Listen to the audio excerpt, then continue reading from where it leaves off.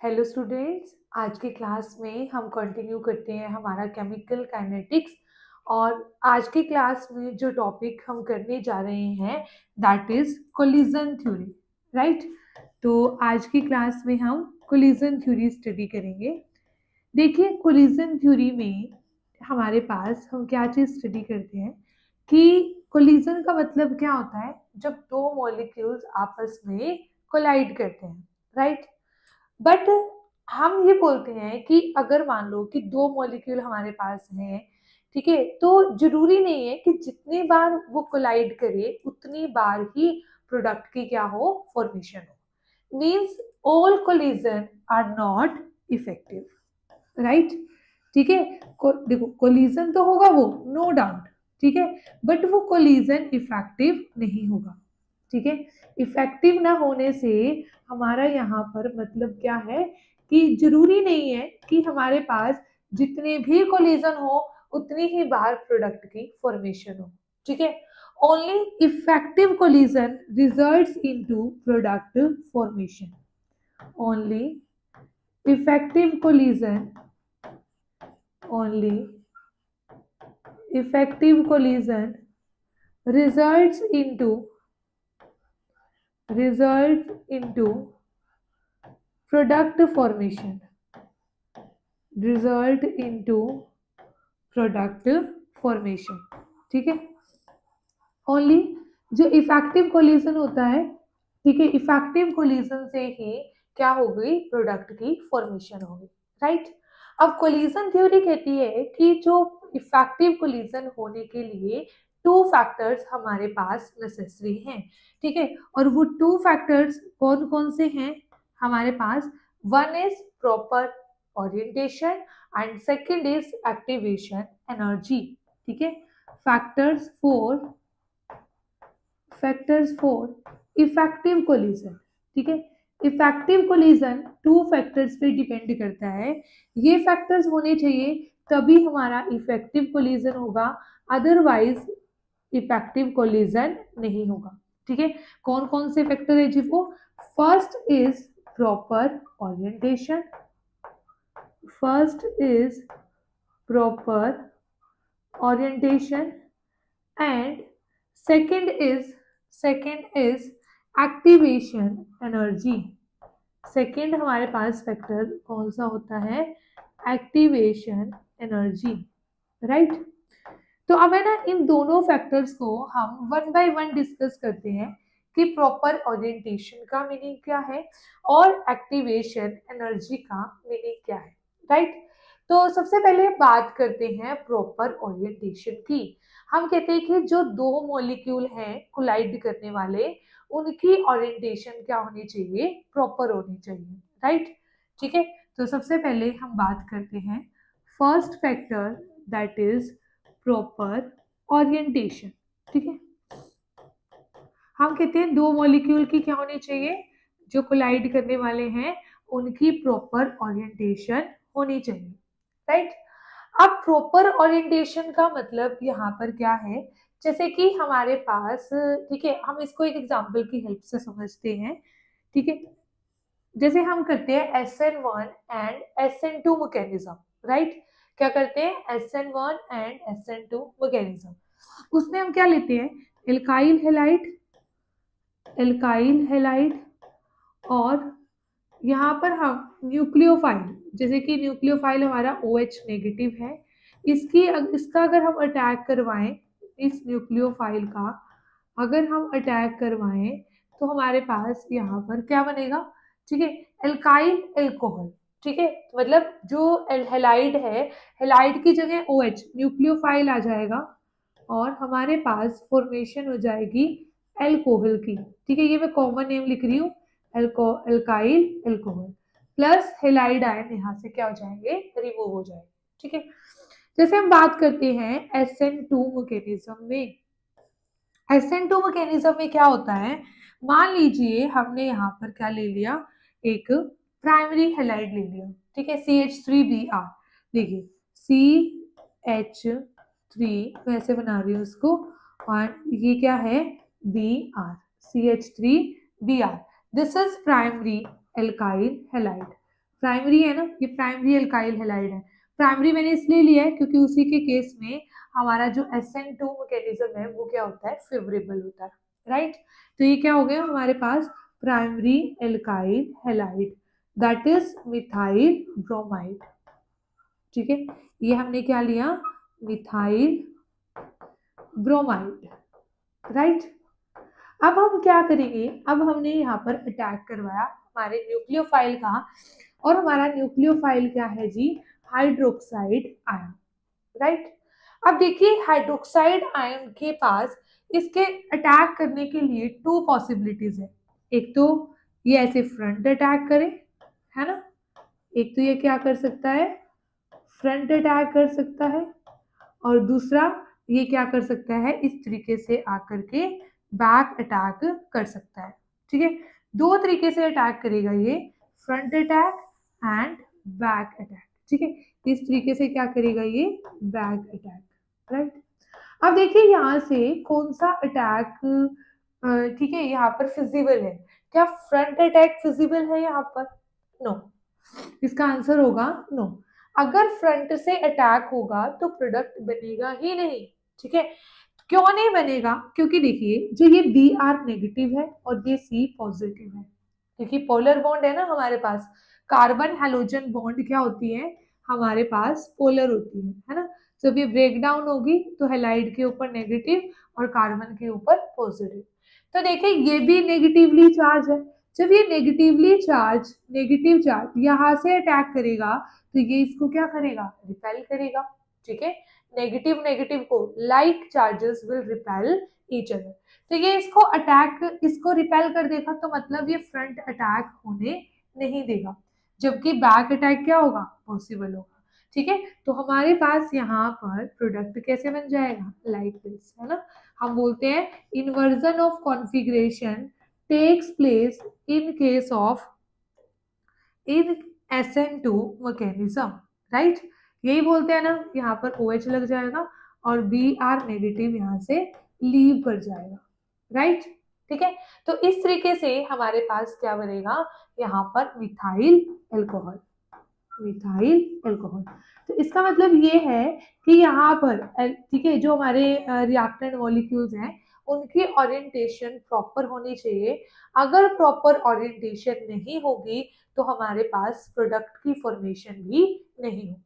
ठीक है, तो ये हुआ हमारा first factor, that is proper orientation. ठीक है, इसमें एक पॉइंट और, कि अगर है ना, मान लीजिए कि 3 मॉलिक्यूल्स हो, 3 मॉलिक्यूल्स, तो 3 मॉलिक्यूल्स का कोलिजन इतना बेटर वे से नहीं हो सकता जितना कि 2 मॉलिक्यूल्स का हो सकता है। ठीक है, मान लीजिए आपके पास इस तरीके से हो, ठीक है, मान लो 2 मॉलिक्यूल्स हैं, ये A है और ये आपके पास B है। ठीक है, तो इनका कोलिजन जैसे हो जाएगा। ठीक है, मान लीजिए 3 मॉलिक्यूल हैं तो चांसेस कम हो सकते हैं, चांसेस कम हो जाते हैं। मैं ये नहीं बोल रही कि कोलिजन होगा ही नहीं, हो जाता है। ठीक है, पर यहाँ पर जैसे A B C 3 मॉलिक्यूल है, मान लीजिए एक टाइम पर A और B कोलाइड कर गए, C कोलाइड नहीं किया। ठीक है, ऐसा भी तो हो सकता है, तब भी प्रोडक्ट नहीं बनेगा, है ना। अगर मान लीजिए B और C कोलाइड कर गए, A उनके साथ कोलाइड नहीं हुआ, तो तब भी प्रोडक्ट फॉर्मेशन नहीं होगी। ठीक है, फिर A B और C, ठीक है, तीनों कोलाइड करें एक प्रॉपर ओरिएंटेशन में, ऐसी जो फिजिबिलिटी है, ऐसे जो चांसेस है, प्रोबेबिलिटी है, वो क्या हो जाती है, कम हो जाती है। ठीक है, तो इसलिए बायोमोलिकुलर कोलिजन थ्योरी ही हम स्टडी करते हैं, कि हमारे पास 2 मॉलिक्यूल्स के केस में ही क्या होता है, इफेक्टिव कोलिजन, राइट। उसके बाद हमारे पास जो नेक्स्ट फैक्टर आता है, second factor, that is activation energy, that is activation energy. ठीक है, ये बहुत इंपॉर्टेंट है, यहाँ से एग्जाम में क्वेश्चन आने के पूरे पूरे चांसेस यहाँ से रहते हैं, राइट। अब एक्टिवेशन एनर्जी होता क्या है, सबसे पहले तो हम ये बात करते हैं व्हाट इज एक्टिवेशन एनर्जी।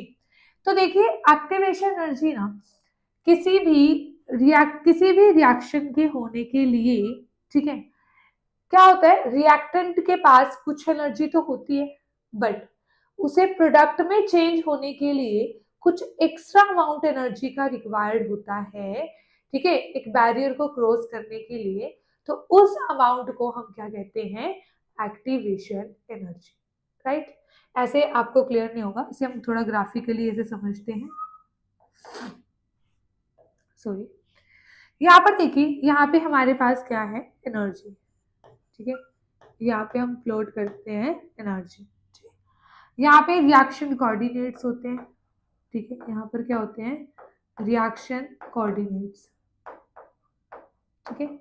अब देखिए, जैसे ना मान लीजिए हमने ये कहा, ये एनर्जी है रिएक्टेंट की, दिस मच एनर्जी, ये है रिएक्टेंट की एनर्जी, और ये हमारे पास है प्रोडक्ट की एनर्जी, ठीक है। रिएक्टेंट की एनर्जी थोड़ी सी और ऊपर बना लेते हैं सो दैट आपको आसानी से हम यहाँ पे इसको अच्छे से समझ पाए,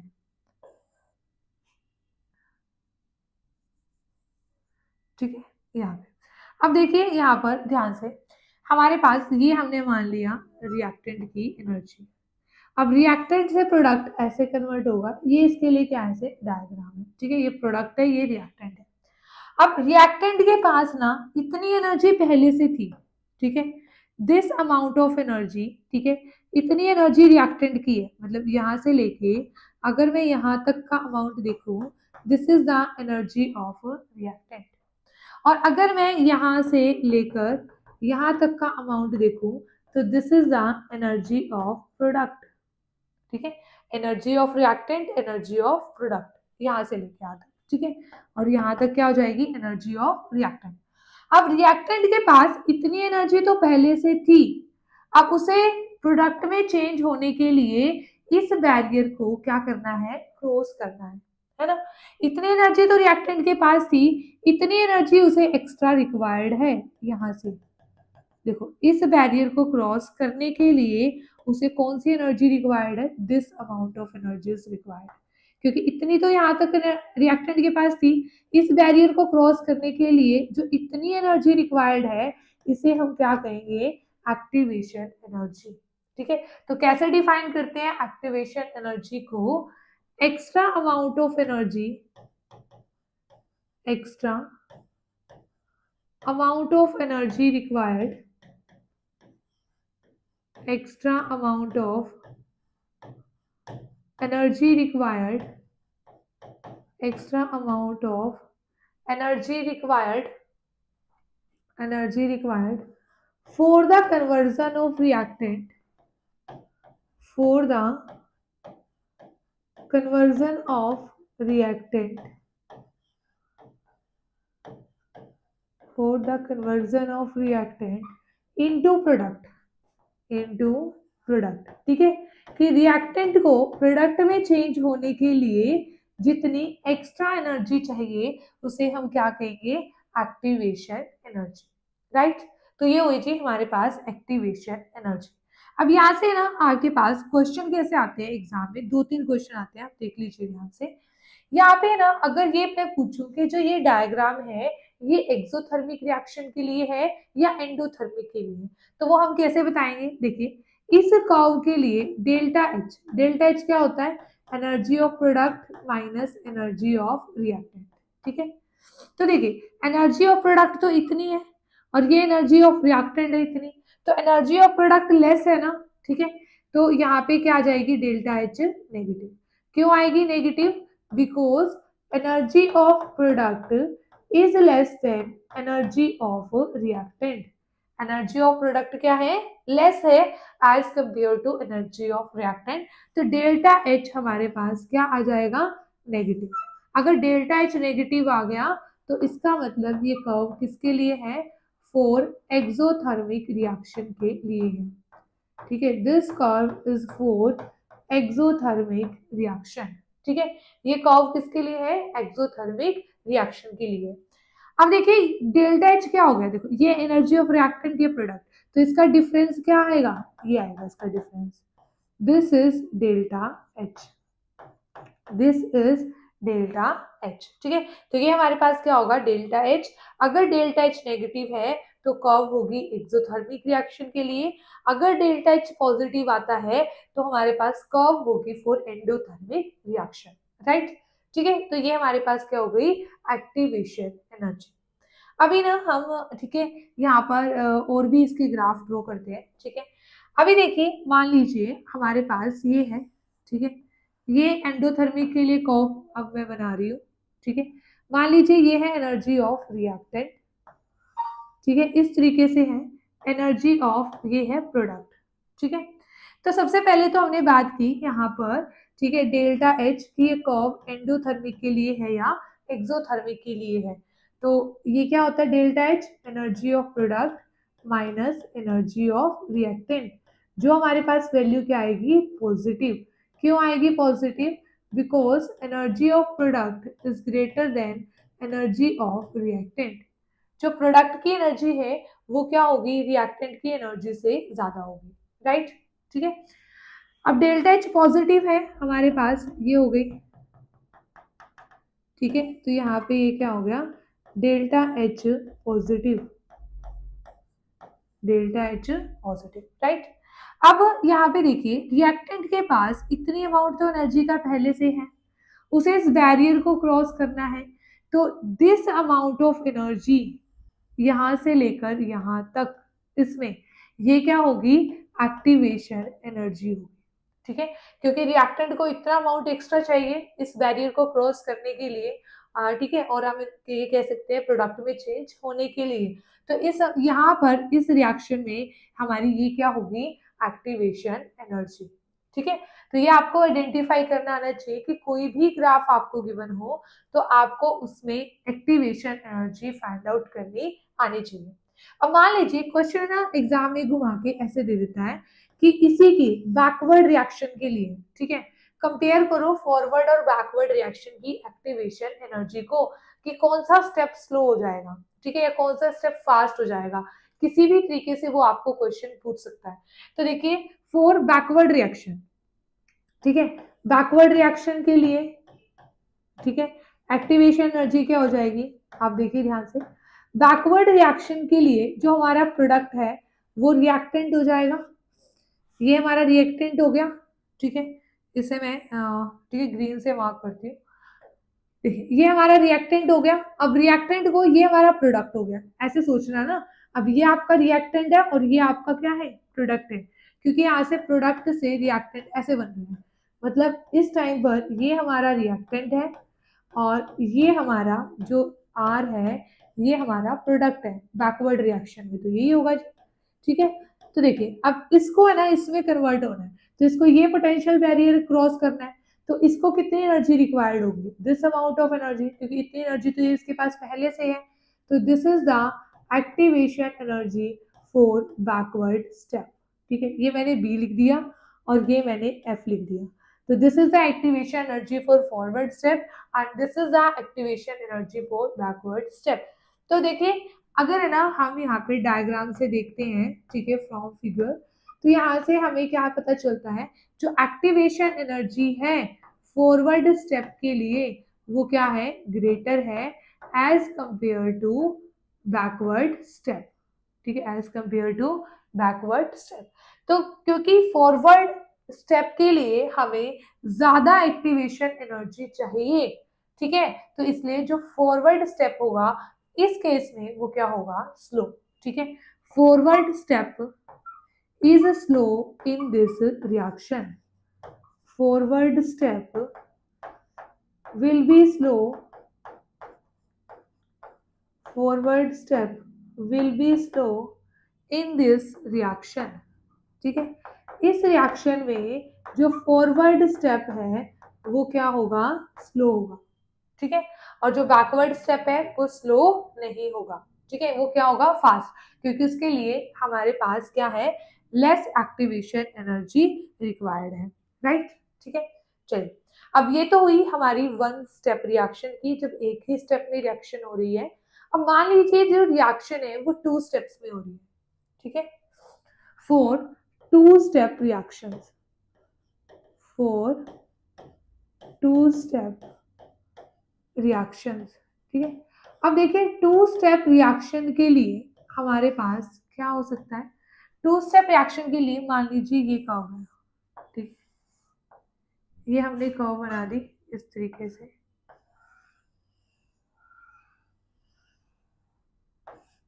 ठीक है, ये क्या है रिएक्टेंट, ये क्या है प्रोडक्ट, ठीक है, और ये क्या है इंटरमीडिएट, ठीक है, यहाँ पे इंटरमीडिएट बनेगा, सॉरी, ये एक्टिवेशन स्टेट है, ट्रांजिशन स्टेट, और यहाँ पे क्या बन गया इंटरमीडिएट, ठीक है, रिएक्टेंट ये प्रोडक्ट, पहले क्या बना इंटरमीडिएट, फिर इंटरमीडिएट से क्या बना प्रोडक्ट, ठीक है, ये हमारे पास हो गया फर्स्ट स्टेप, और ये हमारे पास हो गया सेकेंड स्टेप, ठीक है, कौन से ही पता चल जाएगा कि ये हमारे पास क्या है, ठीक है, यहाँ पर टू स्टेप रिएक्शन है, राइट। उसके बाद यहाँ पर हमारे पास आपको यहाँ पे होता है रिएक्शन कोऑर्डिनेट, ठीक है, मतलब reactant product reaction coordinates, right. अब देखिए यहाँ पर है ना हमारे पास क्या होगा, ठीक है, अब हमें देखनी है यहाँ पर कि कौन सा स्टेप स्लो है, ठीक है, क्वेश्चन हमारा यहाँ पर हमसे क्या पूछा, विच स्टेप इज स्लो, ठीक है, कौन सा स्टेप स्लो है, यही आपको एग्जाम में क्वेश्चन देखने को मिलते हैं, ठीक है, पीजीटी का एग्जाम आप उठाइए, ठीक है, पीजीटी लेक्चरर कैडर, ठीक है, तो वहां पे ना ऐसे क्वेश्चंस ही आते हैं, ठीक है, हमें अगर ये कॉन्सेप्ट नहीं पता होता ना तभी हमारे यहाँ पर मिस्टेक होती है, अदरवाइज मिस्टेक नहीं होती। इसके लिए ना सबसे इम्पोर्टेंट ये है, आपको ना इस चीज को क्रैम नहीं करना है, आपको समझना है उस चीज को, क्योंकि वो क्वेश्चन को आपको फॉरवर्ड करके पूछ ले, बैकवर्ड करके पूछ ले, ठीक है, तो किसी भी तरीके से मोल्ड करके क्वेश्चन पूछ ले तो आपको उसका आंसर आना चाहिए। अगर आप क्रैम करते हो कि हाँ एंडोथर्मिक के लिए ऐसा होता है, एक्सोथर्मिक के लिए ऐसा होता है, तो चांसेस है पेपर में आपकी मिस्टेक होगी ही होगी 90%। क्यों? क्योंकि जरूरी थोड़ी ना है कि जो आपने याद किया उसने क्वेश्चन उसी तरीके से पूछा हो, उसने बैकवर्ड करके पूछ लिया तब क्या होगा, है ना, तो रिवर्स चीजें हो जाती है यहाँ पर। तो देखिए यहाँ पर हमें ये बताना है कि विच स्टेप इज स्लो, तो सिंपल सा फंडा है कि हम क्या यहाँ पर करेंगे कि कौन सा स्टेप स्लो होगा, जिस स्टेप के लिए हमें ज्यादा एक्टिवेशन एनर्जी रिक्वायर्ड होगी वो स्टेप हमारा क्या होगा, स्लो स्टेप होगा, ठीक है, वो स्टेप हमारा क्या होगा, स्लो स्टेप होगा, राइट। तो देखिए यहाँ पर अब देखिए ये रिएक्टेंट है, ठीक है, ये पहले किस में चेंज हो रहा है, इंटरमीडिएट में, पहला स्टेप तो यही है, यहीं तक खत्म हो जाएगा, तो इसको इस पोटेंशियल बैरियर को क्या करना है, क्रॉस करना है, तो दिस अमाउंट ऑफ एनर्जी यहाँ से लेके यहाँ तक, ये हमारे पास एक्टिवेशन एनर्जी हो जाएगी कौन से स्टेप के लिए, for first step, activation energy for first step. उसके बाद देखिए अब इंटरमीडिएट बन चुका है ना, यहाँ तक पहुंच चुके हैं, ठीक है, अब यहाँ तक पहुंच चुके हैं, फिर इसको क्या करना पड़ेगा, इसे इस बैरियर को क्रॉस करना पड़ेगा प्रोडक्ट में पहुंचने के लिए, है ना, तो यहाँ पर इसको इतनी एक्स्ट्रा एनर्जी चाहिए यहाँ से लेके यहाँ तक, तो this is the EA2, this is the EA2। अगर हम डायग्रामेटिकली देखें तो यहाँ पर हमारे पास क्या आ रही है, सेकेंड स्टेप के लिए जो एक्टिवेशन एनर्जी है वो हाई है as compare to first step, ठीक है, as compare to first step, इसका मतलब हमारे पास जो सेकेंड स्टेप होगा वो क्या होगा, slow, second step will be slow, ठीक है, सेकेंड स्टेप क्या हो जाएगा, स्लो हो जाएगा, और स्लो स्टेप क्या होता है, रेट डिटरमाइनिंग स्टेप, ठीक है, this is the rate determining step, ठीक है।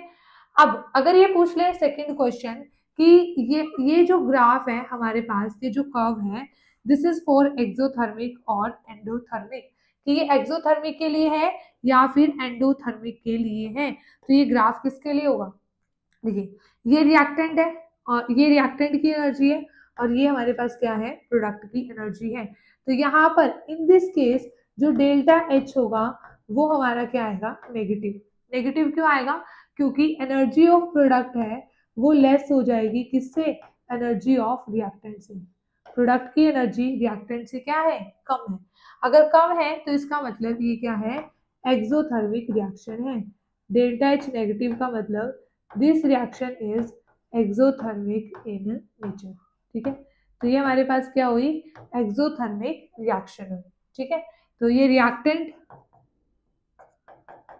और ये हमारे पास क्या हुआ, प्रोडक्ट की एनर्जी, ठीक है, तो ये डेल्टा एच है और ये डेल्टा एच हमारे पास क्या है, नेगेटिव, तो ये कर्व कौन से किस चीज के लिए है, फॉर एक्सोथर्मिक रिएक्शन, राइट। तो इस तरीके से हमारे पास ये क्या हुआ, टू स्टेप रिएक्शन, राइट। अब देखिए हमारे पास, ठीक है, हमने कहा कि कोलिजन थ्योरी के लिए, ठीक है, इफेक्टिव कोलिजन के लिए दो फैक्टर इंपॉर्टेंट है। One is proper orientation and second is हमारे पास एक्टिवेशन एनर्जी। ठीक है, अब है ना, एक्टिवेशन एनर्जी और रेट कांस्टेंट के बीच में क्या रिलेशन होता है। ठीक है, तो देखिए ये दो फैक्टर्स मैंने आपको समझा दिए इफेक्टिव कोलिजन के लिए, activation energy and proper orientation. अब हम बात करते हैं कि जहां हमने बात की थी कि हमारे पास जहां पर, ठीक है, अ, जहां पर change in temperature multiple of 10 नहीं होगा, तो वहां पे हम effect of temperature on rate constant predict करते हैं, मेजर करते हैं with the help of Arrhenius equation. तो अब हम बात करते हैं अर्हेनियस इक्वेशन की। अर्हेनियस इक्वेशन, तो देखिए अर्हेनियस इक्वेशन क्या है। ठीक है, ये मैंने आपको पहले क्यों नहीं पढ़ाई, मैंने इसलिए नहीं पढ़ाई, रीजन भी इसमें एक्टिवेशन एनर्जी इन्वॉल्व है। अगर मैं वहां पर सिर्फ डायरेक्ट ही इसकी डेरिवेशन करती जाती कि बस बोल देती कि एक्टिवेशन एनर्जी है, तो आपको वो चीज बिल्कुल भी क्लियर नहीं होती। ठीक है, तो इसलिए अर्हेनियस इक्वेशन को हम इसके बाद पढ़ते हैं सो दैट हमें प्रॉपर पता हो कि यहाँ पे जो एक्टिवेशन एनर्जी पैरामीटर यूज हुआ है उसका मीनिंग क्या है। ठीक है, तो देखिए अर्हेनियस इक्वेशन क्या होती है, k is equal to A into E की power minus E A upon में आर टी। ठीक है, अर्हेनियस इक्वेशन बताती क्या है, ठीक है, it gives the Arrhenius equation gives the quantitative gives the quantitative effect of temperature on rate constant, right. अब देखिए यहां से हमारे पास कैसे आ जाए, यहाँ पर k क्या है, रेट कांस्टेंट। ये जो पैरामीटर्स है ना यहाँ पर, ये बहुत इंपॉर्टेंट है। k क्या है, रेट कांस्टेंट। a क्या है हमारे पास, अर्हेनियस फैक्टर। ठीक है, अर्हेनियस पैरामीटर, a इज अर्हेनियस पैरामीटर। ठीक है, इसको हम क्या कहेंगे, फ्रीक्वेंसी फैक्टर, या फिर क्या बोलते हैं इसका तीसरा नेम। इसका ना तीनों नाम इंपॉर्टेंट है, एग्जाम में किसी भी नाम से पूछ लिया जाता है, काफी बार आया हुआ है। ठीक है, this is pre exponential factor. Pre exponential क्यों कहते हैं, ये एक्सपोनेंशियल टर्म है ना, तो एक्सपोनेंशियल से पहले वाला है ना, तो प्री एक्सपोनेंशियल फैक्टर भी इसे हम बोलते हैं, प्री एक्सपोनेंशियल फैक्टर। ठीक है, तो ये हमारे पास क्या हो गया, ठीक है, ये हमारे पास हो गई Arrhenius equation, k is equal to A into E की power minus E A upon में आर टी। ठीक है, उसके बाद ई ए क्या है, E A is activation energy, E A is activation energy, T is temperature,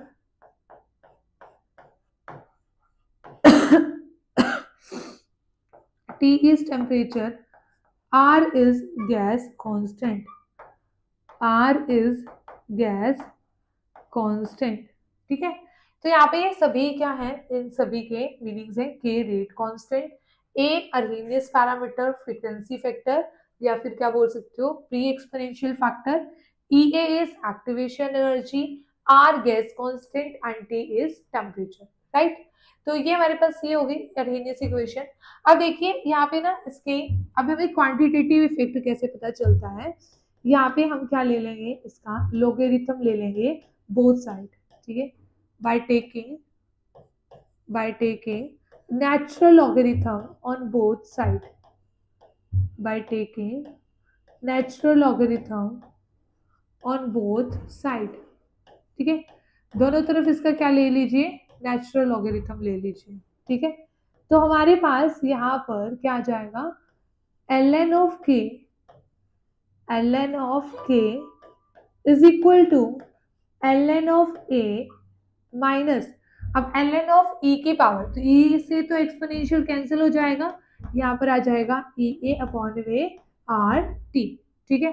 ln of k is equal to ln of a minus E A upon में R T.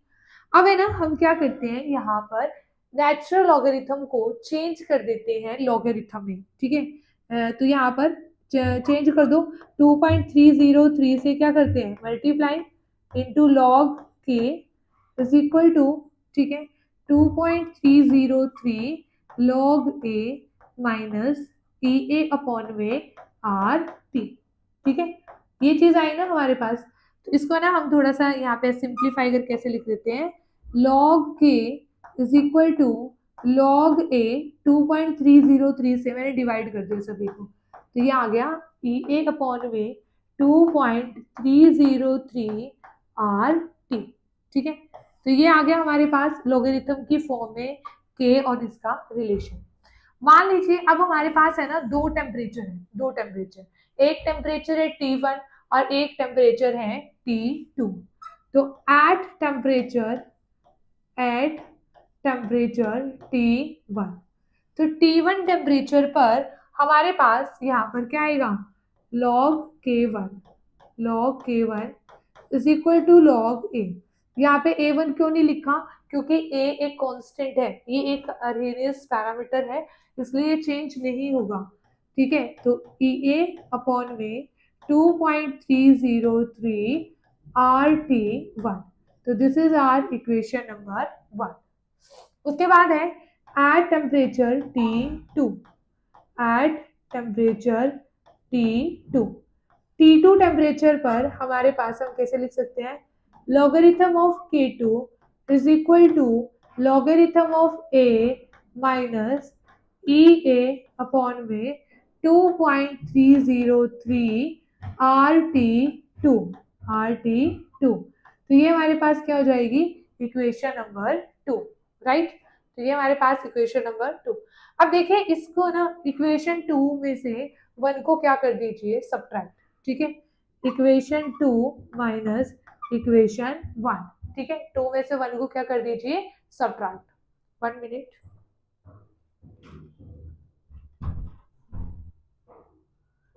ठीक है।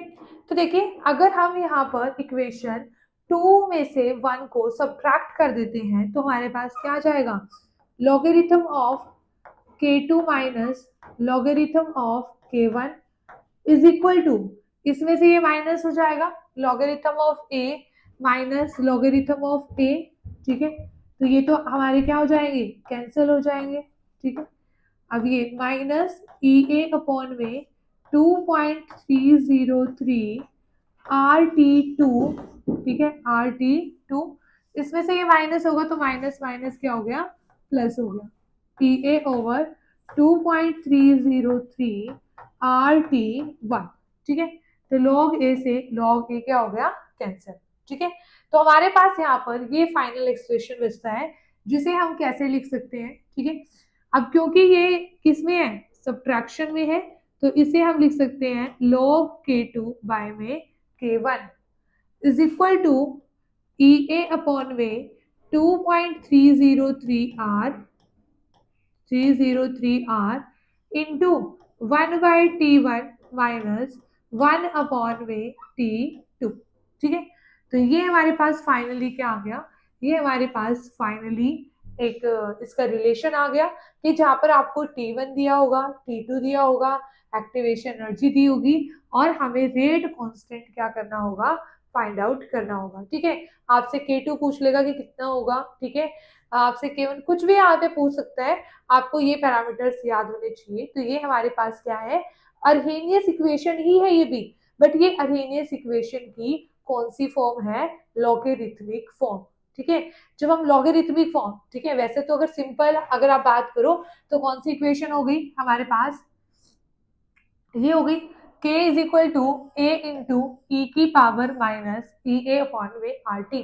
देखिए ये तो ना आपको लर्न होनी ही चाहिए, ये इक्वेशन आपको लर्न होनी चाहिए, क्योंकि एग्जाम में ना पता नहीं वो किसके अकॉर्डिंग क्वेश्चन आपको दे देता है, इस फॉर्मेट में भी क्वेश्चन दे देता है कि जहाँ से आपको कंपेयर करना होता है कि एक्टिवेशन एनर्जी ये है, ए की वैल्यू ये है, ठीक है, इस तरीके से यहाँ से भी क्वेश्चन आता है एग्जाम में एक तो ये फॉर्म आपको याद होनी चाहिए, दूसरी नेचुरल लॉगरिथम वाली फॉर्म भी आपको याद होनी चाहिए, सेकंड। एंड थर्ड जो आपको याद होनी चाहिए, हमारा ये final derivation in the form of logarithmic. तो ये हमें क्या देता है, ये एक्सप्रेशन हमें बताता है quantitative effect of temperature on rate constant, right. ठीक है, तो ये हमारे पास क्या हुई, ये हमारे पास हुई अर्हेनियस थ्योरी। ठीक है, Arrhenius equation and collision theory. Okay student, तो इस तरीके से हमारा जो यहाँ पर ये लेक्चर नंबर 9 है वो हमारा कंप्लीट हो जाता है। उसके बाद हम क्या स्टडी करेंगे, उसके बाद हम स्टडी करेंगे काइनेटिक्स ऑफ पैरेलल रिएक्शन। जो पैरेलल रिएक्शन है वो भी बहुत इंपॉर्टेंट है। ठीक है, हम स्टडी भी करते हैं ऑर्गेनिक केमिस्ट्री में। तो मिलते हैं नेक्स्ट लेक्चर में। Thank you so much.